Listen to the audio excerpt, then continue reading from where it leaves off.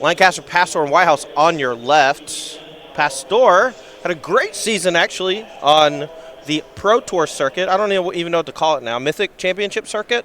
Sure. Yeah, sure. Sure. That sounds weird. Wizard circuit. Wizards of the Coast official pro circuit. But back in the last season of those sorts of rankings, Kellen achieved the rank of platinum. That flew a little bit under the radar, I suppose, as far as these things go, but had a really great 2017, 2018. One of the best players in the tournament, if not necessarily the highest profile. I believe he also put up 50 Mythic points this year on the circuit as well, which would normally be platinum in the past. But here we have both players, Ali Warfield and Casey Lancaster, starting off here in match number 1 of the day. Warfield, with a slew of permanents, going to play 5 total permanents, including an Emery, Lurker of the Lock, on turn 1. Let's see if Lancaster can match. Mountain here, and a Lightning Bolt on the Emery. That's going to slow that down a bit. No response from Warfield. Good news there for Lancaster, having the Lightning Bolt there. These Urza decks, if there's a vulnerability, it's just a finite number of cards that matter. Possible that Warfield's hand from here is just a dead end. Mana and cantrips. Yeah, Warfield chooses to pop the Mishra's Bauble, which notably turns off the Mox Opal for just 1 turn. Let's see what her turn 2 will bring. That turn 1 was quite explosive. Looks like an Injure Explosives and another Arkham's Astrolabe in hand, so plenty of artifacts to turn on the Mox Opal. Let's see if she has anything to do with that extra mana. Mox Opal active now since Injure Explosives was played on 0. Second Mox Opal, floating mana, playing a good Lotus Petal Impression. Here's an Oko, Thief of Crowns on turn 2. Quite the card against the mono-red deck here. Yeah, this card, I think, is probably the top of the list of why Mono-Red Prowess sees so much less play than maybe it saw 6 or 8 months ago. Sure. All the modes are extremely punishing for this sort of strategy. Yeah, the ability to gain life, shutting down your creature's abilities with Prowess, all quite good. I will say this, though. Those creatures that you play usually pretty cheap, usually come down before Oko, but because of that turn 1 Emery, really changed the texture and landscape of this game. Yeah. If Lancaster had an opportunity to play a threat first, it's not hard for the Prowess deck to be able to attack down an Oko on the second turn. A couple of spells gets it done. But, having to spend your first turn on that Lightning Bolt means it's going to be a lot more problematic. And it's not easy for the Prowess deck to beat a slew of 3/3s either. All right, looks like Monastery Swiftspear is the only play from Lancaster this turn, and a Fire Islet. Yes. Okay. That's right. I was waiting for someone to fix that. Lands before spells. Sir, this is not a Denny's, okay? No. There's not syrup on the back of your cards. Follows that up with a Soul Scar Mage and a Fiery Islet, going down to 19 life points. Let's see what Warfield can do. That Oko down to 5 loyalty now from that 1-point attack from the hasted Monastery Swiftspear. A lot of options at Warfield's disposal, including an Abrupt Decay in hand, it looks like.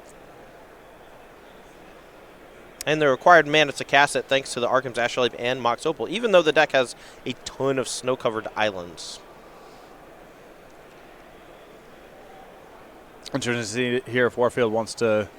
I'm going to go after the Soulscar Mage. That is interesting to me because it is not a 1-2 with Prowess in the spot is not appreciably different than a 3/3.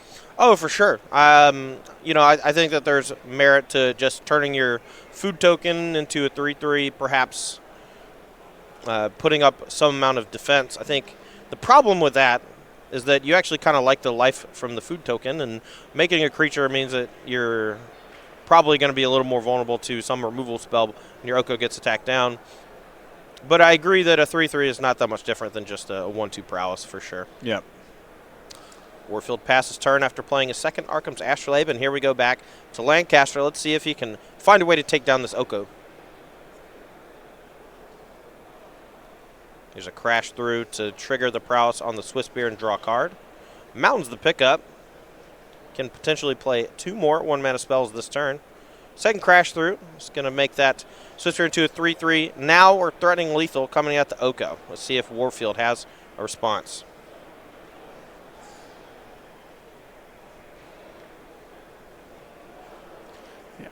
And this is my concern with the play from Warfield the previous turn is the Elk is literally the same thing as the Soulscar Mage would have been.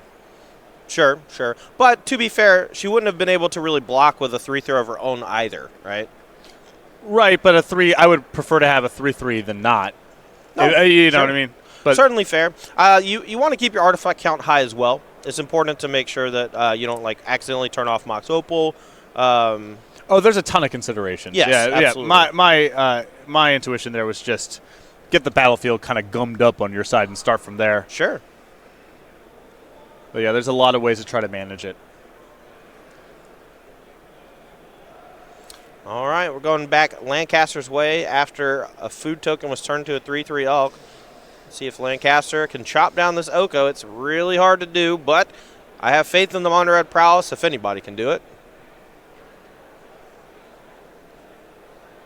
Yeah, looking at a hand of another crash through, a burst lightning, a light up the stage.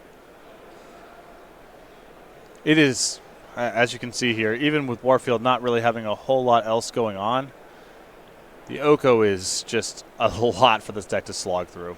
On all fronts. Yeah, it's not like Warfield really did a ton else, right? She played an Emery on turn 1 that died, Oko on turn 2, and an Abrupt Decay. Hasn't done much since, and the Oko, I'd say, is kind of hard carrying. But here we have a Burst Lightning to the face. That's going to turn on Light Up the Stage, just cast shortly after, but Warfield has the Metallic Rebuke for it to shut it down. And now a second Light Up the Stage from Lancaster reveals 2 spells, a third Light Up the Stage, and a Monster Swift Sphere, but no mana to cast either this turn.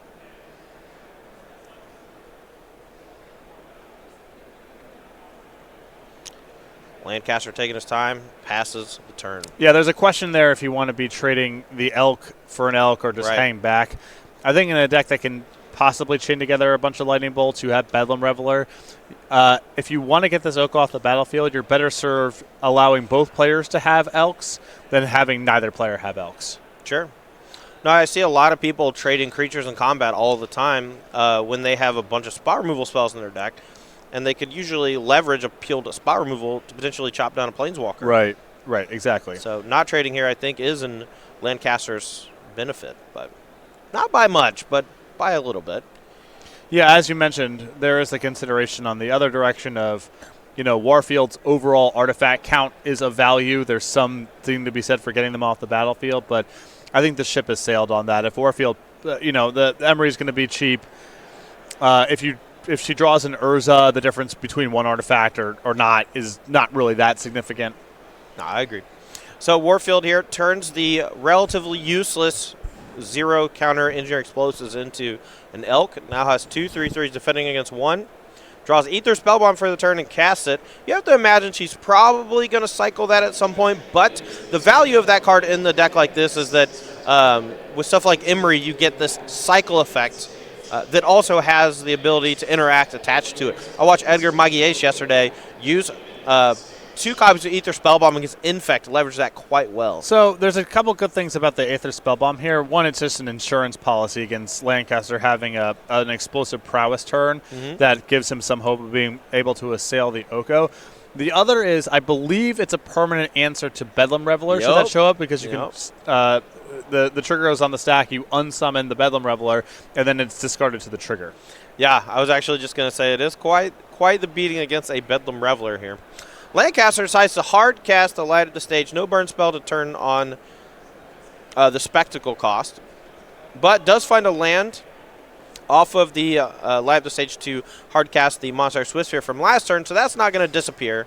And now the Soulscar Mage is kind of in limbo for a turn, but no real way to attack that Oko, so going to pass it back to Warfield with no attacks. Yep, and that's going to be a recurring theme here is no way to attack this Oko. There never is. Doesn't seem like. Not for this strategy. Now, at this point, Warfield has the board relatively gunked up, knows that one of the easiest ways for her to lose is for the Prowess creatures to become larger than their 3/3s, potentially knock down the Oko via crash through.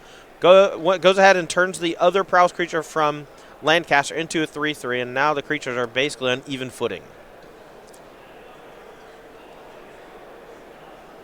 Follows it up with a Gilded Goose, making another food token. Seems like every card in this Sultai Urza deck just generates an extra card. Yeah, I mean, the entire deck is really just mana, cards that look at cards, and then a handful of payoffs that care about artifacts. Which one does Urza fall into? Payoff that cares about artifacts. It is also mana, but and cards. But only through the prism of having artifacts. Sure. Yeah, it's still subsidized by that. All right, Lancaster here with a pair of lands in hand and a spell that I can't quite tell. Kind of looks like a crash through. Appreciate him playing it out from here. Oh, yeah, he's way dead. Stronger will than me. This man clearly doesn't like to go get lunch. Draws another land, I believe. Or fourth life at the stage, excuse me. It's going to be cast for the full 3 mana once again. No prowess triggers either, because these prowess creatures have been turned into elks with no abilities. Yeah.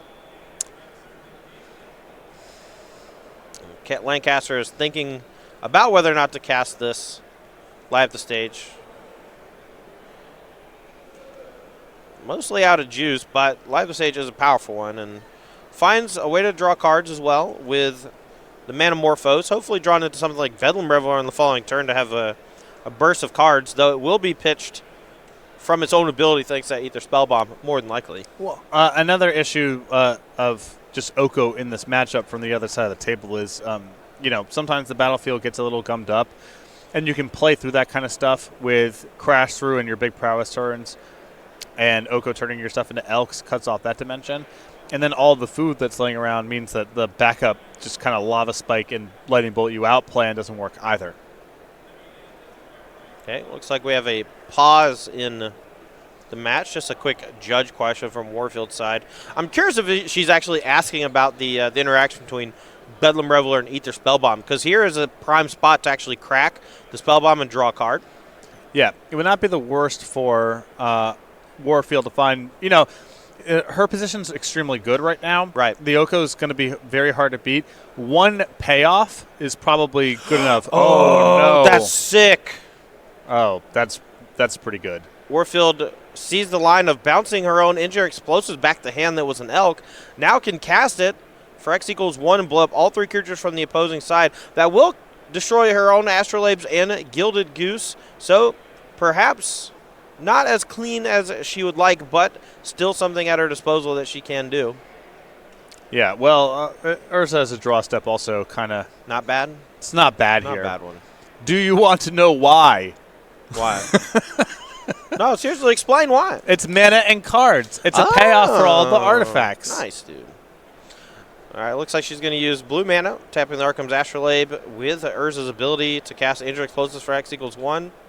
Still has the option to Oko something. Doesn't even have to crack the Angel Explosives if she doesn't want to. But I feel like she wants to actually close this game quickly. Wouldn't be surprised here if she pops the Explosives, cleans up all the creatures from the opposing side, and then uses Oko to make the other food token into a 3/3 and starts cranking in for 6 damage. As long as she just keeps pushing the buttons. It doesn't really matter how they get pushed. Right. All paths lead to a win, I think, as long as you just keep activating Urza and keep activating your Oko. All right, Engineer Explosives here are going to be popped, killing 4 permanents from Warfield, only 3 from Lancaster, but as you can see, there's still way more permanents on Warfield's side of the battlefield. And now Warfield can rumble on in with one of those 3/3 Elks and start trying to close this game out as early as next turn, probably. Big turn coming for Lancaster. Big turn. Well, it's an important turn. We'll see if it's a big one. Better be a big turn. Your mileage may vary on important. Here we go. Okay. Manamorphose, it could be anything. Yep. Oh, Runaway Seeker. That's a good start. Is there Experimental Frenzy in this deck? I don't think so. That could be actually something that could power you through a spot like this. I would be surprised.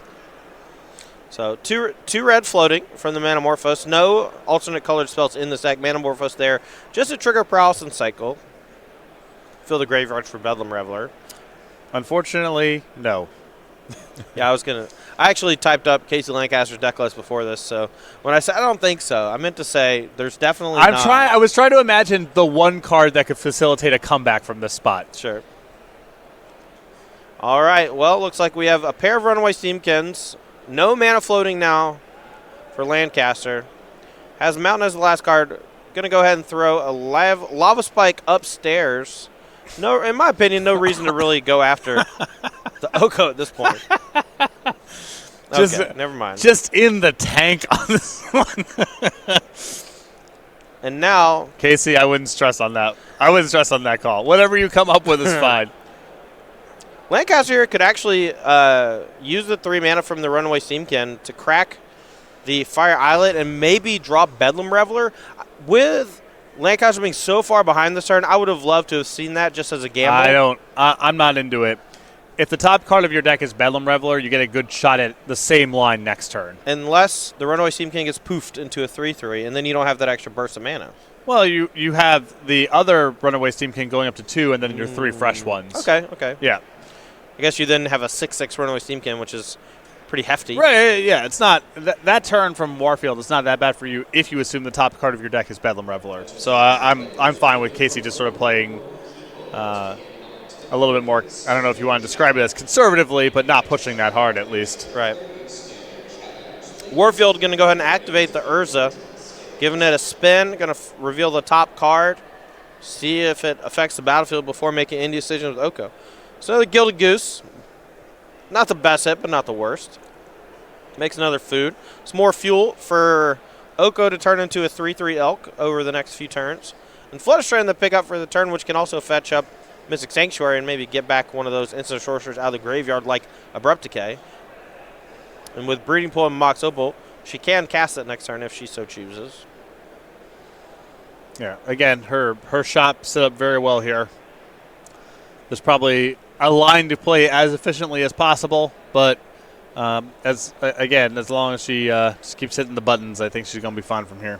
Yeah, there's something I say quite often. It's that it's, in my opinion, anyway, in tournaments like this, especially when you're playing decks like Urza, it is much more important to make any decision quickly than it is to make the right decision slowly. I agree on 2 fronts. One is you really need to avoid draws, something that has already happened to this team in this tournament. Right. And the other is there is just a cumulative cognitive load and fatigue that comes in and trying to optimize every decision every round. Yep. And you're way better off just playing, as you mentioned, fast and close enough in these spots. Yep. That's my forte. Yeah. Like 80%, but lightning speed. Right. 4x, you know? What's future shifted or our time shifted match? Sorry, it's been 3.5 months since I've done coverage. I forgot what it was called. All right, looks like we have just a Monastery Swift Spear and a crack at the Fire Islet from Lancaster. Does grow the Runaway Steamkin, but no real play after that. Warfield going to go ahead and crack her Flooded Strand, looking for a Mystic Sanctuary. You have to guess. And that's going to return one of those instant sorcerers from the graveyard. I believe it's just Abrupt Decay, but I'm not positive. Well, Abrupt Decay is a fine prize in this spot. That should clear the way enough for Warfield to feel comfortable attacking, certainly with the Construct and maybe even some Elks as well. I would like to see a giant attack this turn with so much food to protect your life total from actual burn spells. The Abrupt Decay taking down a 4/4, and Lancaster basically passing turn with access to 6+ mana, maybe more if he has any instant sorcerer in hand. Even if you lose a 3/3 elk from a block, it's not really a big deal. So, but before any attacks, we're going to spin with the Urza. Oh, thank God. Somebody finally did it. They just said the no. deck is randomized. Just flip the top card. Ask your opponent, can I just flip the top card because it's randomized? The answer is yes. It's Mind's Desire. Yeah. Right? These kids, I almost said a really bad word. These kids, oh my. All right, Allie Warfield. Thank you. Making the matches go faster. Finds an Emery, mills 4. Now you gotta start attacking. I mean, it's good to do the shortcut. Oh yeah. You really want to, She's already saved me 5 minutes of my life. Just basically never shuffling again in this match whenever she activates an Urza, unless the deck needs randomization, which, of course, sometimes it does via mulligans and things of that nature. Right. All right. Just making sure, getting some tips from Donegan here. Donegan, long time, great player here on the SCG Tour. And at these team events, you do get a lot of help from your friends, which is nice. I like this attack. It seems pretty safe, especially with Abrupt Decay in hand. Oh, yeah. Abrupt Decay in hand. Good-looking attack. Let's go ahead and make one of these Food into a 3/3 elk. Let's get this over with quickly, please. This game's been over for about 5 turns, but Lancaster refuses to concede, which there's always a chance. There's strings of Bedlam Reveler draws that maybe can get you there. Yeah, it's not, it's definitely a game that could theoretically be screwed up by the opponent. Yes. You're at least in that kind of territory to play it out. And yeah, with Runaway Steamkin in the deck alongside Bedlam Reveler, you do have a shot of looking at 15 or 20 cards in one turn. There it goes. But not this time. Lancaster looks at the top card and packs it in. We're going to have a 1-0 game 1 for Ali Warfield here with Sultai Urza against Mono Red Prowess. I know yesterday Overturf was talking to mad junk about how good Mono Red Prowess was against Urza. Gotta tell you, it didn't look very good that game. It might be good. I believe it's good against the non-Oko parts of the deck. Sure. But Oko is a really challenging card to beat. And you saw it on display there. Warfield had a turn 2 Oko on the play. Didn't really have a whole lot else going on for a while. Yep. And it was still too much to overcome for Mono Red Prowess. Yep. All right, let's take a look at the players' sideboards here as we get into game number 2. Lancaster side, we have 4 Leyline of the Void, 3 Blood Moon, 2 Abrade, 2 Bone Crusher Giant. That's an interesting addition that I really like. I love that card in Pioneer. 2 copies of Dragon's Claw and 2 copies of Smash to Smithereens. What you like here, Patrick? I'm in the Smash, the Smithereens, and Abrade. They're not great here. They're fine. Yep. I also could see Bone Crusher Giant being an upgrade over some of the other cards in the deck because there are a reasonable number of stomp targets. No, I agree. Emery specifically, but also Gilded Goose. Right. Yeah. Wouldn't be surprised to see all 6 of those come in.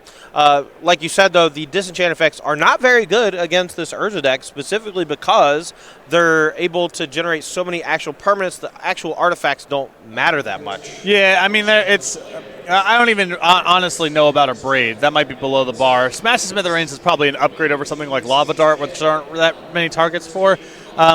But for a deck with a lot of artifacts, it is very resilient to anti-artifact measures. You're forgetting the best target for Lava Dart. The player. The player. Yes, the opposing player.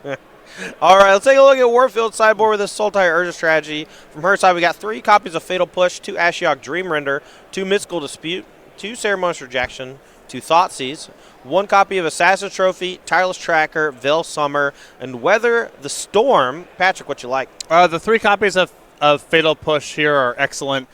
I like Assassin's Trophy in this matchup as well. And Weather the Storm is right on the line for me.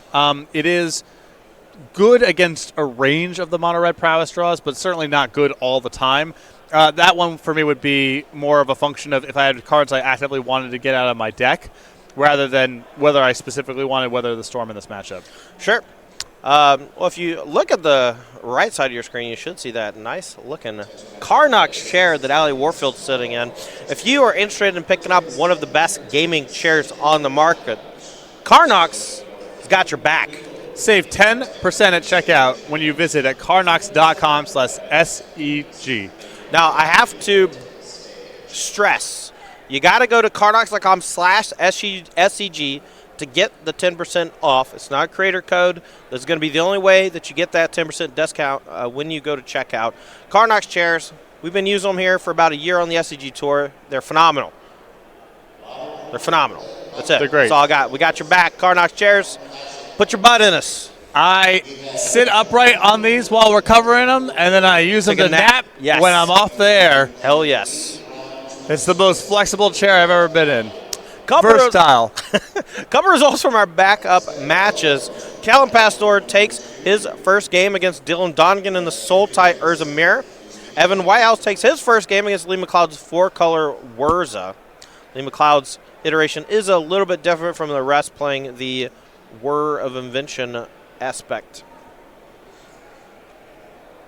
So backs not really against the wall just yet. No matches have concluded, but currently down 2-1. Warfield, the lone game winner of the first one.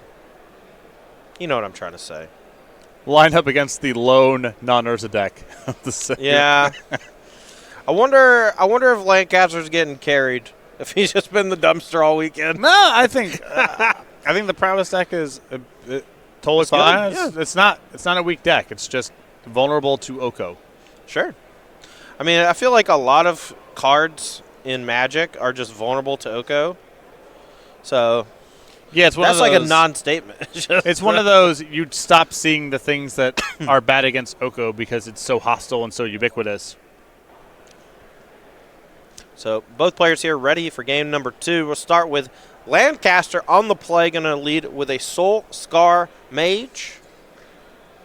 Back to Allie Warfield's turn 1. Let's see if she can have an explosive of a turn here as she did in game 1.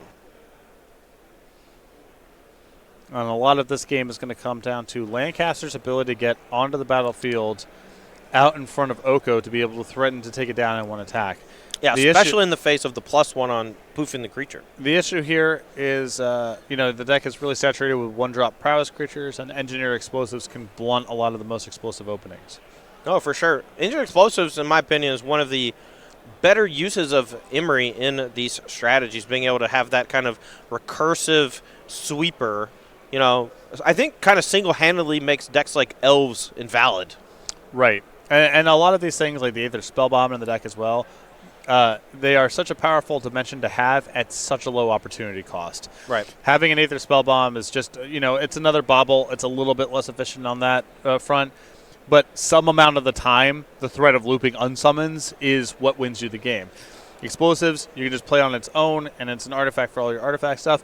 And some percentage of the time, your opponent is locked out by looping engineered explosives. Right.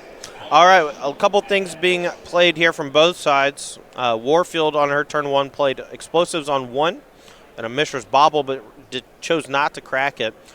Here for Lancaster, his turn 2 play was a Runaway Steamkin. So Warfield has an answer to Soul Scar Mage, doesn't quite have an answer to the Runaway Steamkin just yet. Let's see if she has something like Fatal Push out of the sideboard or maybe one of those Abrupt Decays from the main deck. Going to be a little hard to cast, though, thanks to that Snow Island. Yeah, Abrupt Decay is not a good response in this spot without an Astrolabe or a Mox Opal. Right. Fatal Push would be excellent. Warfield decides to crack the Mishra's Bauble, targeting the top of her deck. Going to take a peek. Decides it's not quite good enough. Going to shuffle it away with a Misty Rainforest. Shocking for a Watery Grave down 16.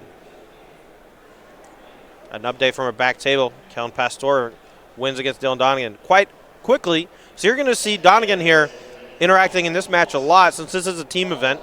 Can definitely give some guidance and help in some of the tougher spots. But a fetch shock and a pass turn on the Watery Grave, to me, has to kind of signify that a Fatal Push is coming. Maybe use of explosives. Maybe use of explosives. No, that's certainly true. Manamorphose for Lancaster, that's going to pump both creatures. Runaway Steamkin getting a little bit closer to ultimate status, if you will. Mm-hmm. A couple of Lava Darts in Lancaster's hand. This could be one heck of a turn. No, Casey, we don't have prowess tokens. Just use a dice. How confident are you that that's the case? I don't know. Maybe he's playing. Okay. Oh, floating okay. mana. Red in the pool. Gotcha. Got it. I mean, that is important with Manamorphose and the Runaway Steamkin. That's fair. That's fair. All right, here comes Lava Dart from Lancaster. That's going to give Runaway Steamkin his third counter, which can help it generate 3 mana. Also, 3 copies of Prowess have been triggered. But Warfield does have the answer, so that Soulscar Mage is relatively neutered. But Casey is going for more. Yeah, might as well have a big turn here if you think the play is just going to be an Engineered Explosive activation. Right. So, removes the 3 counters from Steamkin. Goes up to 4 red floating. Down to 3. Light up the stage. Trigger back on the Steamkin. A million counters on the Soulscar Mage. Allie, can you please blow Engineered Explosives so we can get the dice off the screen? Wow, Bedlam Reveler is the pickup. I'm pretty sure Lancaster can play out his entire hand this turn thanks to that runaway Steamkin. Let's see these fireworks, folks. Yeah, I mean, he's got 3 red in the pool. The Lava Dart effectively acts as a Simian Spear Guide as well if he wants to do it that way. All right, down to 2 red floating. Lightning Bolt to the Dome Ski. It's a good-looking turn. Yeah. All you got to do is empty your hand. Everything costs 1. Float a bunch more mana. With Runaway Steamkin, you can play out your entire hand. Down to 1 floating. Steamkin up to 4.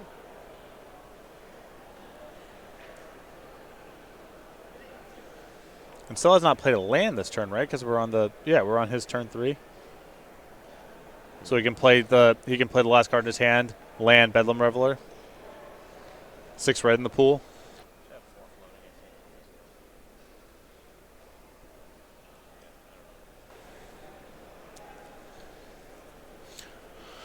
All right. Floats a bunch more mana with Runaway Steamkin. Still hasn't played a land for the turn. Bedlam Reveler with none in hand gets to draw 3. Draws 3 more 1-mana spells.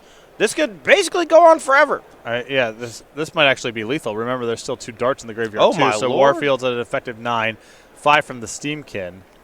Yeah. Some bolts here might be able to finish this game off if all that Warfield has to show for her turn is an Engineered Explosive activation. And we're going to find out soon because if she doesn't activate the Engineered Explosives, the 1-drop is going to be lethal from the million spells that have been played. Right.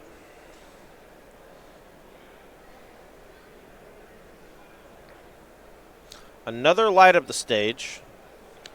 Wow, this is an impressive turn 3 here from this Mono Red Prowess deck. Feels a whole lot like playing a Mono Red Storm deck. Yep. Thanks to the mana generation from Bedlam Reveler, or from Runaway Steamkin. It's really running away with it. Good one. Yeah, not really. No, I get it, okay? I get it.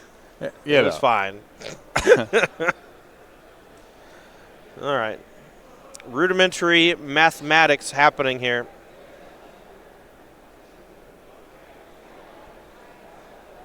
Another Lightning Bolt. It's going to send Warfield down to 8 with 2 copies of Lava Dart in the graveyard. The Prowess creature is certainly lethal. Warfield has to at least kill that, and you have to imagine that it's just going to be Engineered Explosives. Otherwise, she would have killed that Runaway Steamkin long ago if she had a Fatal Push. Right. And decides to pick him up. I don't blame her.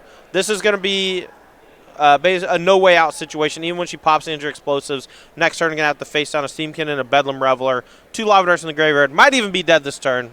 Yep. Can let it go. Life totals might have also been incorrect, you know. Yeah. All right.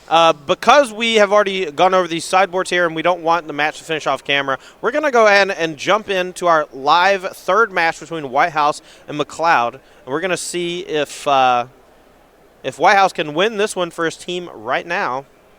It's pretty early in the game. Both players here just kind of jockeying for position. Doesn't seem like there are any relevant permanents on the battlefield in that they can potentially close the game by themselves. Bit of meta development. Pith and Needle, we're going to see what that's naming and get that for you in just a moment. Yeah, from Whitehouse's side, there's a little bit of how well can you set up shop while playing around Metallic Rebuke. Right, and I think the biggest difference between these 2 decks is that the Sultai or Simic versions are usually much more reactive, where the War of Invention ones are way more proactive with things like War of Invention to try to get that Thopter Sword combo on the battlefield via Goblin Engineer, War of Invention, and the fetch lands for Mystic Sanctuary. All right, life totals are correct here. 16 for Lee McLeod, 10 for Evan Whitehouse, and that Pith Needle is currently naming Oko Thief of Crowns. So one of the more potent tools from Whitehouse currently locked down. Let's see if he can figure out a way to win the game without it. Would have been a great spot there for Whitehouse to have his own copy of Urza. Right. It's not appear that he has it. No, the deck is relatively reactive. Potentially has stuff like Cryptic Command. Just use a Mystical Dispute on an Urza to keep that in check. Let's see what the follow-up here is for Lee McLeod.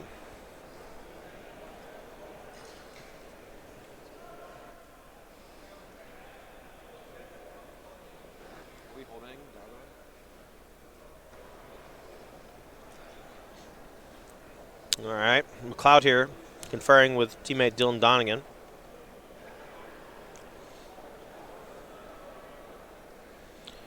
Trying to come up with the best play for the turn, how to play around these counter spells. It's a tough one to figure out because sometimes you just got to run your head straight first into a cryptic command, but sometimes you wait to kind of overload the cryptic command over the course of like 2 turns or 2 spells in the same turn.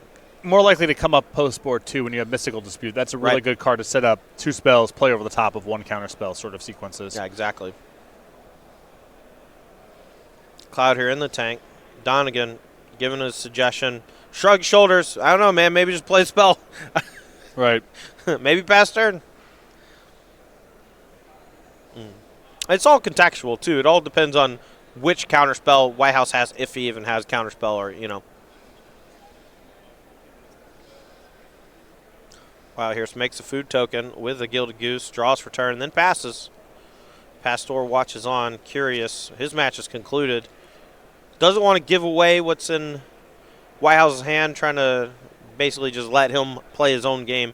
Team events occasionally are a bit stressful because not only do you want to win your own match, but you also want to help your teammates win. But occasionally you end up sometimes being a detriment. Definitely. Oh, yeah. I got Chad Castell killed in one match, giving him advice in the last team one we played in. Oh, no. I'm sorry. Yeah. That's always a beating, but you know, what are you going to do? Yeah, you do what you do. And then Chad and I had to sit there, and I was arguing that it was my fault for saying anything, and Chad was arguing that it was his fault for listening to me. You know. Was that the tournament where you were playing Sneak Attack? Yeah. Yeah, I remember that one. That was actually the one right over Turf one with Liz Lynn and Jacob Hagan, I think. No, that was the one after. I think I was not. Oh no, it was Philadelphia. Yeah, and they won the one in Baltimore, I believe. Right. Yeah, you're right. All right, in turn, Whitehouse makes another food token, draws for turn, tapping 3. Gonna play an Oko. It is currently locked down via that Pith and Needle, but it might be important to get it on the battlefield in case he ever draws an answer to the Pith and Needle. Doesn't have that card kind of stuck in hand, or it's already on the battlefield. Turn goes back to McLeod. 2 mana for a Thopter Foundry. This one could be a heater. See if Whitehouse has the answer. A lot of little mini actions happening. Yeah. A lot of mana left over here, so something like Mystical Dispute's not going to play.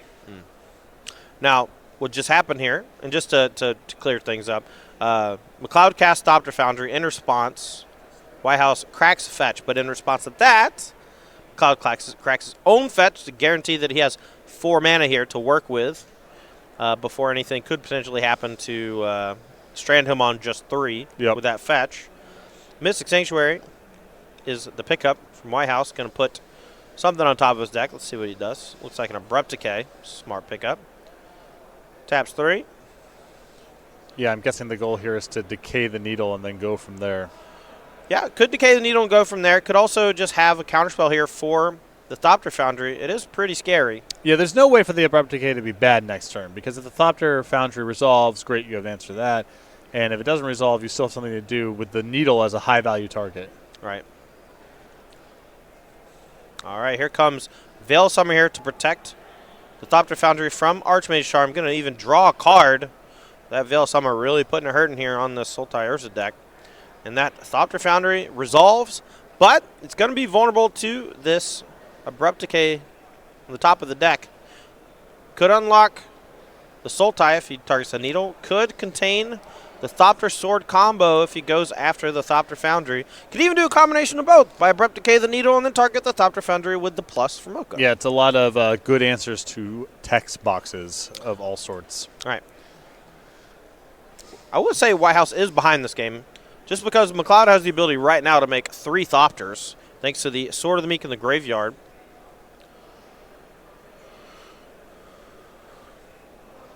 Here comes Abrupt Decay, targeting Pith and Needle, and a sacrifice here in response, making a Thopter, gaining a life. Now the Oko is unlocked. All right, Patrick, give me your best take on how Whitehouse gets back in this game, because I feel like he's going to be pretty far behind, lowish on life, 3 Thopters coming his way trying to chop down the Oko. What's his path to victory here to take the match for his teammates? Well, In the event that so you have Gilded Goose as a blocker for one of the Thopters. Okay. And you have the ability to generate some food. So in terms of getting killed in the short term, Whitehouse is fairly safe. If he's judicious about protecting the Oko, he can at least buy himself a lot of turns to a big draw. If things keep as they are right now, I agree with you that McLeod has the advantage. But the game is not so far out of reach that Whitehouse is not drawing to one of his big draws. Sure. So he just needs to buy himself some time here. Well, there are 3 food tokens and the ability to generate a 4th on Whitehouse's side of the battlefield right now. So you have to imagine that all of these creatures are going to be swinging at Oko, because Oko, to me, is the thing that's going to keep Whitehouse alive long enough for him to potentially claw himself back into this game. For sure. I think trying to just run down Whitehouse gives him a lot of draws, and it also amplifies a lot of his middling draws. Like, a removal spell as a draw step is so good if he has Oko on the battlefield, and it is really poor if he does not. Exactly. So if you can get the Oko off the battlefield, he's basically just drawing to the top end of his range. With an Oko on the battlefield, a lot of his sort of secondary and tertiary best draws become a lot more effective. So I think you want to get the Oko off the battlefield as soon as possible. All right, we go to Whitehouse's way. McLeod triggers the bauble, draws a card. Oko is protected from the Goose Chump block. Down to 1 loyalty, going to tick up to 2 more than likely, and turn one of these food tokens into a 3/3 if you had to guess. Well, that might be a heater. Emery off the top can generate a little bit of card advantage, maybe find injury explosives if there's one in the graveyard to clean up all these tokens. Mox Opal becomes an elk. Just because those food tokens represent 3 life, a little bit better than the 1 mana here, since Whitehouse does have access to 5 lands already.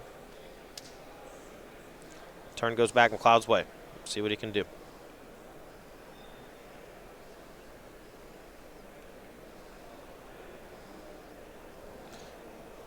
I don't know. I mean, it's really thin. It's on the margins, but I think I'd prefer to transform the food, because I think transforming the Mox gives away the last card of your hand being another Opal, and I'd rather make it seem like a live card. And preserving your mana is more likely to make it appear like a live card. Sure. Small, but, you know. So, interesting attack here from McLeod. Opts to not trade elk for elk. Could have shipped in with the Thopter Foundry, perhaps. Could have also moved equip before attacks. Interesting. The Thopters do take down the Oko, and some damage does come across, but Whitehouse going to spend a lot of his extra mana right now cracking some food tokens and gaining some life.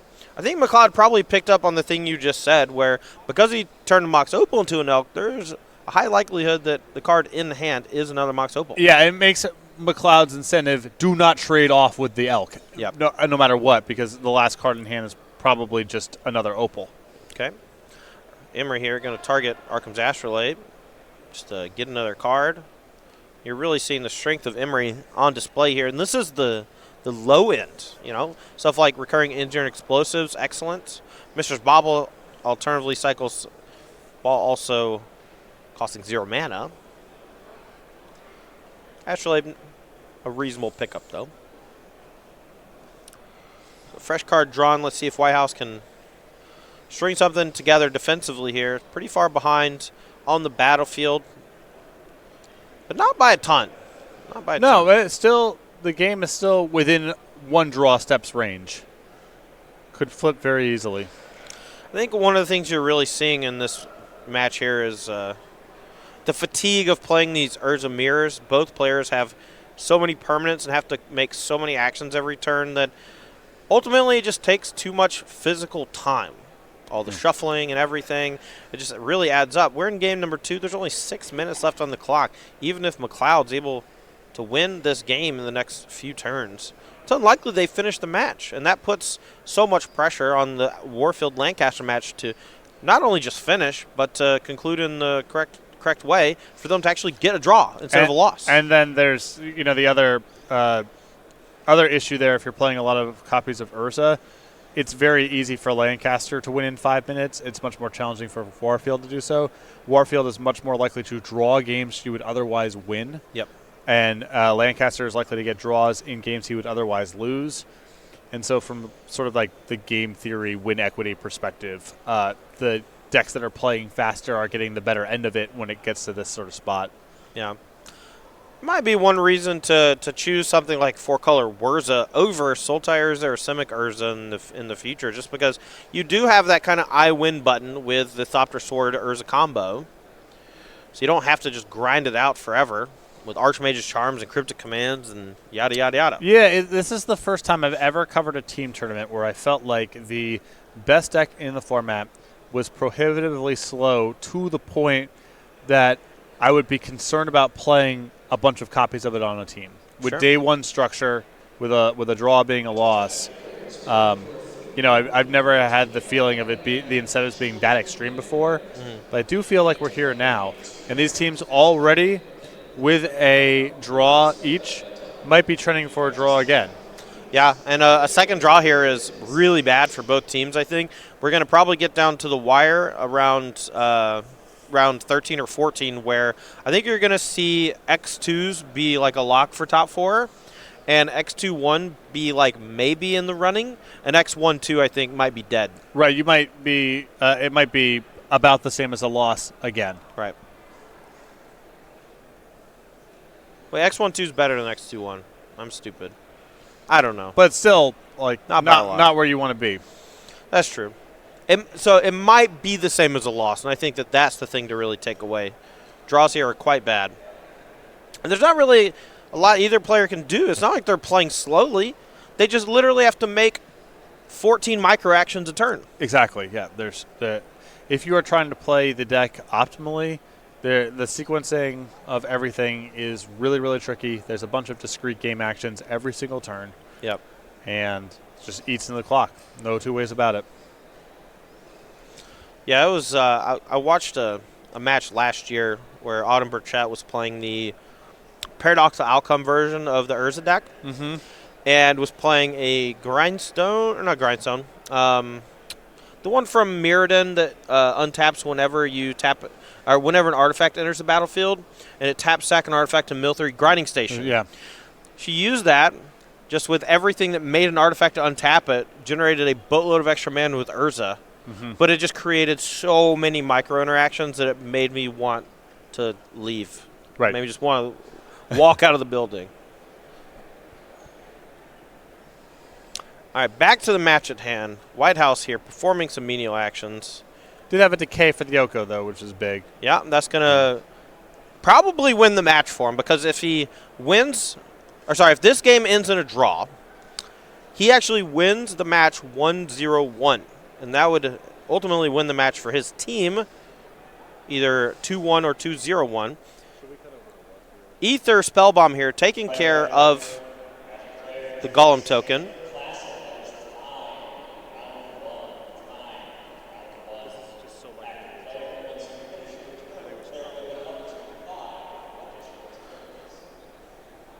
Now, the token is gone from Urza, but he still has a whole lot of stuff.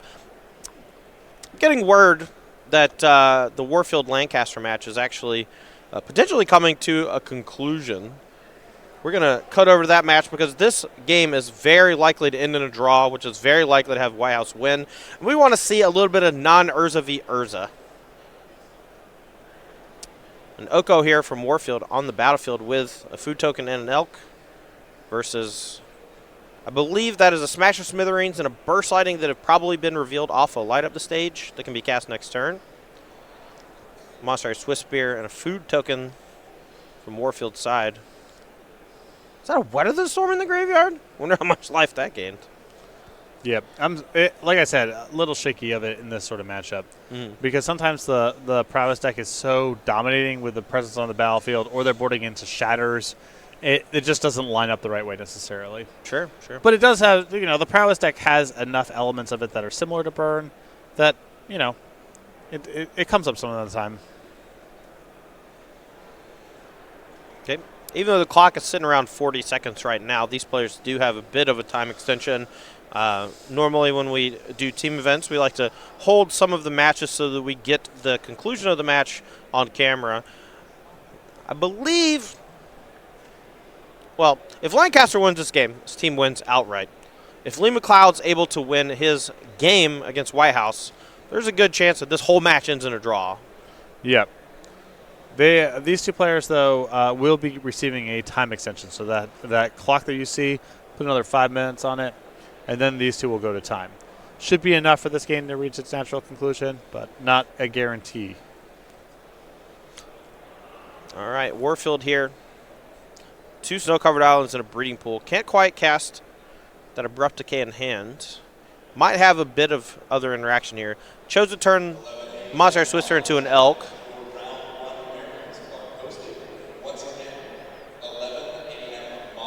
Here comes Burst Lightning plus Lava Dart to chop down the elk.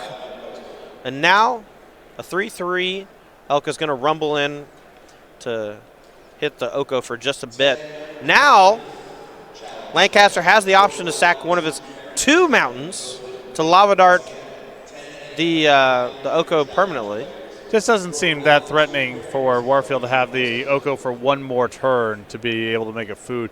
Really surprised by that. So I guess the sequencing there from Lancaster of using Burst Lightning Lava Dart instead of Smash, I guess Warfield could just sack the food.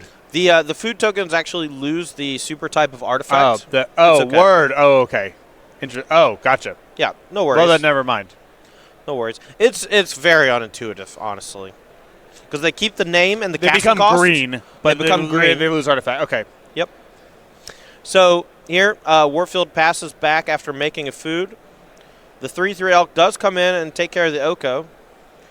Crash through post-combat because there's no real reason to play it on the main phase. Warfield draws for turn, finds mana number 4, perhaps unlocking something like Urza from hand and potentially putting one of those instant sorceries from the graveyard back on top of the deck. Maybe that Weather the Storm. Decides to just pass the turn after playing the Flooded Strand, though. Back Lancaster's way, draws for turn.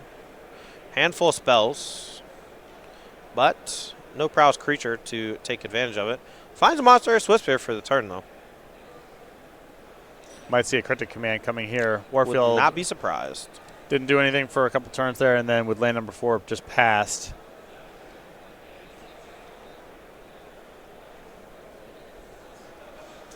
The Swiftspear is still on the stack. Warfield conferring with Donegan. Decides to let it resolve. Both creatures going to ship in here. Now Warfield can fetch for Watery Grave and cast Abrupt Decay on one of these creatures. Potentially has a lot of options at her disposal, including just fetching for a Mystic Sanctuary and putting Weather the Storm back on top of the deck to gain a bunch more life next turn. So I don't think her life total is really in that much jeopardy, especially if she takes care of one of these creatures right now. Yeah, it looks like Warfield here wanting to unlock some removal spells in hands, go with the Watery Grave in lieu of Mystic Sanctuary. My guess was that a bunch of Fatal Pushes and things were cast early off of Mox Opal, because you do see 2 copies in the graveyard already, at least. But Smash Smithereens took care of that Mox Opal, and she was stranded without black mana for quite some time.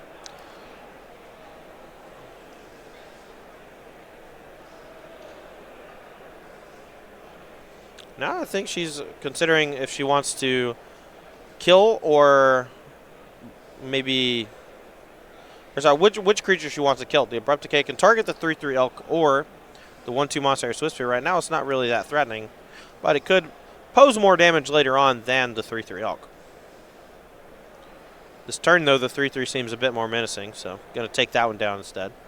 Yeah, I mean, if it's close, I think the considerations of this turn probably crowd out whatever the ceiling is of the Swiftspear down the line. Okay, well, here comes Urza in a Engineer Explosives for X equals 0. That's going to give extra mana for Warfield. My assumption here is for Mystical Dispute. Now there are 3 untapped artifacts, at least one of which can produce blue mana, thanks to the Urza. Yeah, and match C there between Whitehouse and McLeod, that ended in a draw. So remember, Pastore won his match over in B very early on. If this match comes down to a draw as well, the match will go to Pastore's team.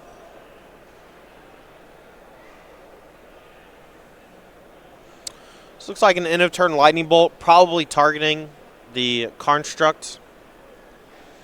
Now Warfield has the option here to counter this or to potentially let it go, but that would turn off the ability to cast the Metallic Rebuke. So going to go and counter that, protect the construct, because that's one of our easiest ways to close this game before time runs out. Remember, this is about to be turn 0 of turns. They're going to play 5 additional turns after that to find a conclusion to this game. Yeah, I mean, that rebuke is probably not exactly what Warfield wanted to use it on, but your shields are going to be down anyway. The construct is a path to maybe close out this game in time, and as you mentioned, losing access to the Metallic Rebuke probably forces your hand there. Yeah. So it looks like Lancaster here thinks that he can no longer win the game, is going to hold back the Monastery Swisser, my guess, to chump block or just block the Urza a couple times to prevent some damage. I think at this point, neither team wants to lose, and it would be in both of their best interests to try to win or draw. Well, I mean, the burden is all on Warfield's team, right, because Kellen Pastore took the match. Oh, you're right. Yeah. So it's. Oh no, you're completely right. Yeah, so if Lancaster draws, that's the same as a win. Right. Yeah. Lancaster can dribble out the clock here. This is garbage time. Take a knee. And the last card in Lancaster's hand is Bedlam Reveler, which gives you a lot of ability to fend off for another couple turns. All right. Turn 2 of turns. And his Lightning Bolt plus Bedlam Reveler. I actually like Lightning Bolt targeting the construct here for sure. And that's going to completely reduce Allie's ability to win the game in turns. She basically has next turn and 1 turn after that. Yeah, she's going to get 1 combat step, and she's got to beat the food also from that earlier Oko. It's asking a lot. I agree. Now, that second Urza with the second construct was actually potentially a huge deal for closing out the game in time, but now it looks like she's just going to fall a little bit short, and Kellen Pastore winning his match over Donegan looks like it's going to be the deciding factor in this match, since the other 2 matches were unable to come to completion. I just want to point out, I don't think any of these players played slowly. No. A lot of times you watch a match like this and you see multiple match draws, and you can usually find a point where this player, took a little too much time shuffling or sideboarding or whatever. Nope, not here. Just millions of micro actions, and it's untenable, if you ask me. I do not like decks like this existing in the format, let alone being the best deck in the format that a lot of people have to play. Yep. Now, it's not over just yet. We got a spin from an Urza here coming down. If Allie can hit something sweet, that's a Mystic Sanctuary. Can get back an instant or sorcery, but most of those are going to be reactive, and she needs something proactive right now, and I don't think she's going to be able to find it. Yeah, getting back an instant here, not very valuable when you got to cobble together a kill next turn. Yeah, maybe if it was sudden death and life totals mattered, she could get back Weather the Storm. But I think that's just going to be an unintentional draw here between Warfield and Lancaster. And that is going to win the match for Pastore's, Whitehouse, and Lancaster's team. 1-0